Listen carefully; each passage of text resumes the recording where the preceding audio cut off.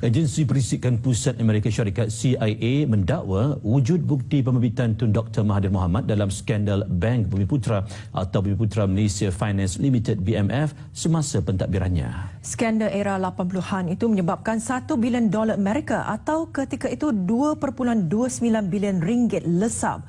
Pendedahan dibuat badan risikan itu melalui 13 juta dokumen yang telah diklasifikasi semula baru-baru ini.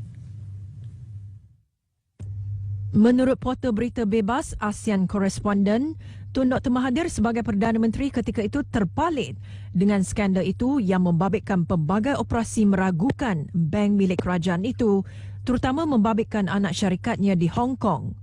Portal itu memetik intipati laporan 9 muka surat CIA bertajuk The Bank Bumiputra Scandal, More Trouble Ahead for Malaysia's Mahathir yang dikeluarkan pada 5 Mac 1985. Ketika itu, badan risik itu mendakwa wujud bukti yang kukuh menunjukkan skandal perbankan itu telah berlarutan ke pentadbiran Tun Dr. Mahathir.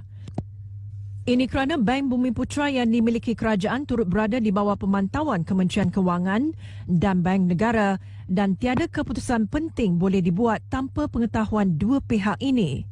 Laporan CIA turut mendakwa adalah mustahil kerajaan tidak mengetahui bank berkenaan telah meningkatkan had pinjaman bagi operasi luar negaranya bagi membolehkan dana disalurkan ke Hong Kong. Ketika itu, Bank Bumiputra dan anak syarikatnya di Hong Kong didakwa telah mengeluarkan pinjaman bernilai berbilion ringgit kepada spekulator hartanah Hong Kong termasuk The Carrion Investment Limited, Carrion Group. Laporan agensi itu turut menyentuh pembabitan ahli perniagaan Hong Kong, George Tan, yang dipercayai ada kaitan dengan Parti UMNO yang diterajui Tun Dr. Mahathir dan gabungan parti dominan dalam kerajaan ketika itu. CIA turut mendakwa ramai peniaga dan ahli perbankan percaya kerajaan telah menjadikan 6 individu sebagai kambing hitam dalam skandal ini untuk melindungi beberapa orang pegawai kanan kerajaan. Bekas Perdana Menteri itu sebelum ini menafikan pembabitannya dalam skandal itu dengan alasan wang yang hilang semasa era 80-an adalah milik bank dan bukan milik negara.